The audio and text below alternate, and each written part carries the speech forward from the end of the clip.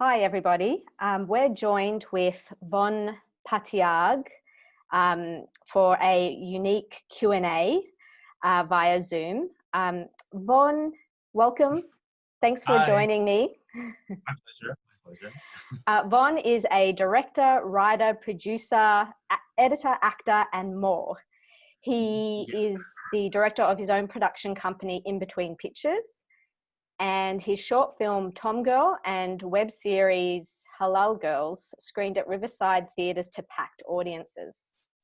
Yes. So thanks for joining me today. And we're going to delve deeper into Vonne's career and his work. Firstly, Vonne, what inspired you to launch into a career in the screen arts? I was always inspired as a child by movies and storytelling. I think storytelling is something I'm always attracted to. I think if you know me personally, like I'm quite I can like talk your ears off kind of thing, and I have like go-to anecdotes that I can pull out anytime. So I always love just a well-crafted story. I mean, my first childhood memory was like watching Lion King in the cinema. So I think like from an early age, I just was really attracted to the art form, and have always kind of, I've tried different things in screen arts. Like I worked on the commercial side. I now work on the fiction narrative side. I've done documentaries, and I can just really see the power of the medium. So. And Tomgirl and Halal Girls, which I mentioned in my introduction, are set in Western Sydney. What is your connection to the area? So I am born and raised in Western Sydney. I still live here as well. I'm based out in Minchinbury, which is near Mount Druitt. I've always wanted to see stories based in Western Sydney, and I think like it kind of dawned on me a few years ago that like, as storytellers based in Western Sydney, it's up to us to tell the stories, not other people. So, so yeah, for me, it's Western Sydney is just home, and like I like to share a piece of home with everyone through my work. So yeah. And so you have a unique focus in the stories that you tell in your work. Could you tell me a little bit more about that and what you're trying to do through that focus? Yes. So a lot of my work does center around, I'd call them intersectional issues or marginalized identities. Just largely focused on maybe people that you haven't heard their voices before, or largely like queer ethnic intersection, which is like a part, intersectional issues are ones that are quite kind of hidden in society because not mainstream people, aren't really going through these issues. It's kind of like inbuilt into cultural backgrounds and then inbuilt into queer backgrounds as well. So, I mean, I've always just really been attracted to shining like a light on the hidden issues in our society that you don't often see, that are kind of simmering underneath, like, especially what I call like the Australian identity, which is largely multicultural. So, yeah, I've just always been fascinated by working with, community and working with stories that you probably haven't seen before. But marrying them to, storytelling tropes and storytelling themes that are universal, because it kind of is like, I guess a lot of my work dives into the power of representation of like, representing a community that you've never really seen. So yeah, I hope my work can sort of speak to that and share stories that you've probably never heard of. And as an example of that, can you pinpoint one project that you've worked on that really delves into this area? No. Am I saying that right? Halal Girls is definitely probably the most focused on a community. That's a series following 3 hijabis living their best lives in Bankstown. And all the characters are Muslim Lebanese, and then it kind of does showcase like a workplace that is built up of like Western Sydney types as well. And yeah, I just think like that show was built around cultural inclusivity and showing a side of especially like Muslim women that you don't often see on screen. Oftentimes, like, you know, they're painted as victims or painted as like oppressed or like suffering under patriarchal society, and really like they're quite resilient women who are funny and fierce. And you know, speaking to real Muslim women, like they kind of had always been weirdly oppressed by their representation. Like, you know, you paint someone as a victim narrative, that's the kind of like the identity that they have within the Australian landscape. So I kind of was like, you know what, these women are so funny, like I think that side deserves to be seen. And yeah, we created this show around that. Great, that's fantastic. How did you balance those cultural sensitivities with Halal Girls in the creative process? Yeah, that's kind of that balancing act was hard. We worked with as many key creatives from the community that we could. So we, even though I created the show, I made sure that like all the storylines and, you know, the writers' room was made up of Muslim women. So the whole story actually came from that room. And that was definitely something that I pitched earnestly to ABC, who was our partner, our broadcaster on the show. But I just told them upfront that, you know, even though I am a writer in my own right and I can kind of had an idea of what the story would be, it wasn't really my place to be pinpointing the actual story. I wanted to work more with the community and kind of like let them decide what the story could be. And through that process, like there were definite times when, you know, there were expectations about what the show could have, and then the writers' room would kind of give their opinions on it. And I think like that balancing act led us to where our project landed, which was like it was kind of like a delicate balance of, I guess, like entertainment in a narrative sense, but also like cultural authenticity. Yeah. So how do you work collaboratively with other artists? And have you developed your own system to do that? My approach to collaboration is to always ask people what they want, and not to guarantee, like not to make false promises with anyone, but I just like to actually talk about projects in a sense where it's like, I want to know where people are coming from. You know, I always work in terms of collaboration. I always work with the idea that we're making a child, all of us, like we're kind of raising a child together. So like the best way to navigate that collaboration is to just know what people want out of it. Like, and I'm very upfront about that. I like with the writers, some of them were like, you know, I want a broadcast credit. That's completely fine. You know, like we can get you that. Some actors like wanted to be paid, and I was like, that's exactly what we'll get you as well. So I think like when you're upfront with what you want, and when you're having those really frank discussions about like your, you know, what you want out of a project, you can kind of manage people's expectations, and that way everyone kind of gets something they want out of a project, and that means that it will be fueled by passion, if that makes sense. I think a lot of the times, like especially working inclusively with a culture, a lot of producers and a lot of filmmakers will kind of impinge their own vision onto that culture and not really collaborate with them. It's more kind of like it's more coming to them with the structure that they want to put on the culture, whereas like I think it's a lot stronger to sort of dive in to the center of that and build something new with all your teammates instead. So yeah. And do you have some advice for aspiring filmmakers, some nuggets that you've learnt that you want to pass on? I'm always full of advice, and I feel like I always change my answer to this because I mean, largely depending, I guess, what's going on in my life, but I always stick by this advice, which is like live first. Know that, like anything, if you put too much energy into something, it will suffer. So I guess like work-life balance is really important, especially when you're working as an artist.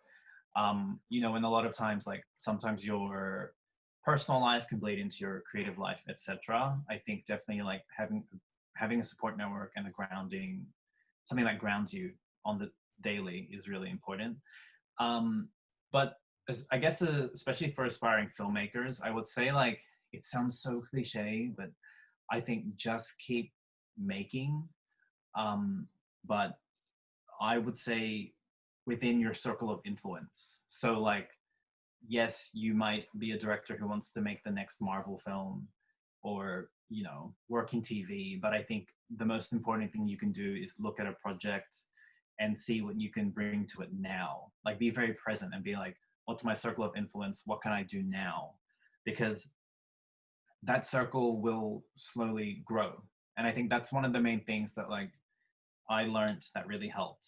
I remember being in like a, you know, a younger filmmaker, and you watch movies and, you know, like you watch big movies in the cinema, you watch TV, and you just think like, oh, I can never be part of that. But that you kind of have to like earn your way into that circle, if that makes sense, and know that like your circle will grow the more you make. So yeah.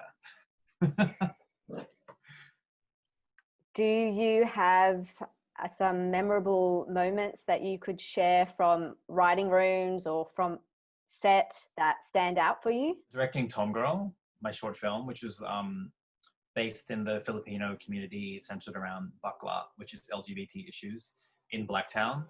And I think one of the most memorable moments for me was I'd done a lot of work on the script, which was Tagalog. And there was a point when I was directing a scene that was all in Tagalog.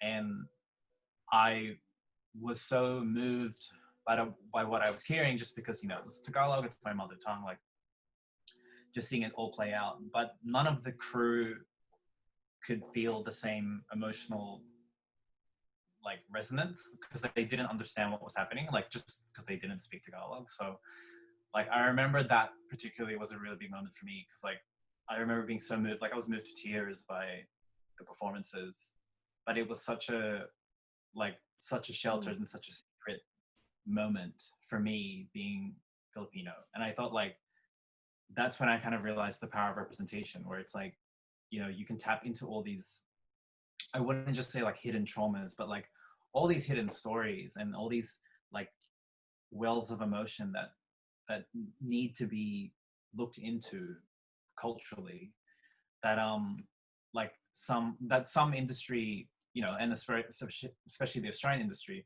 a lot of filmmakers here won't be able to. So I think like it kind of, that moment taught me to kind of celebrate my difference, like, you know, being Filipino is cool. And like, and that I could that if I was having this reaction to a moment like this, it would mean that, you know, other Filipinos would have the same. And I know that's definitely been the case with Tomgirl and Halal Gurls, like seeing such cultural specificity on screen really does affect you. And it taught me that like some of my work isn't for everyone. You know, like it's okay to kind of like target it towards that cultural audience as well. So yeah, I think that was a turning point. Yeah, that's a very special moment. Yeah. To finish up, we've got 4 quick questions. Yes. Why do you do what you do? Why do I do what I do? Because I tried working full time once, and it just did not work out, and I just hated it. It's like I have this. Okay, this sounds so weird, but I think I have this really weird fear of death. So like, when I was working full time, I just was like, I'm literally dying. If you're creating your work and that's what your bread and butter is made of too, then like that's kind of like the way I want to live my life. So that's why I do what I do. What is the last live performance or film in a cinema that you saw before the lockdown? This question made me really sad. Because like It has been a while. Actually, weirdly, the last thing I would have seen in the cinema would have been the Halal Girls world premiere at Riverside, which sold out. So yay. Um, but in terms of live performances, I would say I did go and see Orville Peck, who's a musician at Sydney Festival. Mhm. That was in January, which is crazy. But then I do also want to bring up, I saw Packer and Sons at Belvoir back in December. And I think like that was such a powerful play. And I cannot believe that was the last theater performance I've seen. Because it's been a while. What is your favorite Riverside moment? I was also thinking about this too. I think definitely seeing, I think when I was part of the Playwrights of Parramatta group and we were seeing some very, very big theatrical performances coming through Riverside. And, you know, to me, like I basically grew up in Parramatta. Like I was there every day in high school, etc. So like I know the streets so well. And I think seeing such large scale performances come through was just always like kind of uplifting because you're like, oh my God, Parramatta's kind of on the scene. Like, look, this really big performance came through. And I think for me, like watching White Pearl,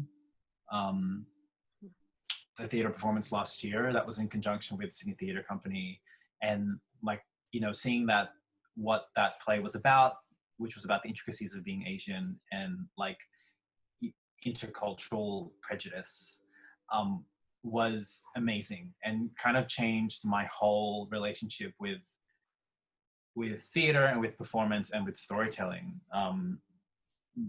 Like just learning about how that play was kind of crafted and came up, and you know its intricacies of like it being an international play but also an Australian play. It was it was kind of life-changing. So I definitely say White Pearl was a highlight. What are you binging on right now? Oh, what am I binging on? I am I guess last week I was really obsessed with Sally Rooney, the author, so her show Normal People debuted on Stan, I think 2 weeks ago, which is really good. I think like just puts such a nuanced perspective on relationships. And then I recently read her first book, Conversations with Friends. So I kind of went on this really big Sally Rooney binge because I kind of read everything she wrote within a week. But that's what I'm binging on. Also binging on Halal Girls, which is on ABC. I was getting to that. Yeah. So where can our audiences watch Halal Girls and Tomgirl as well, your short film? Yes.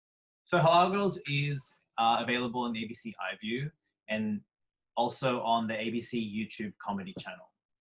So you can access it on both channels.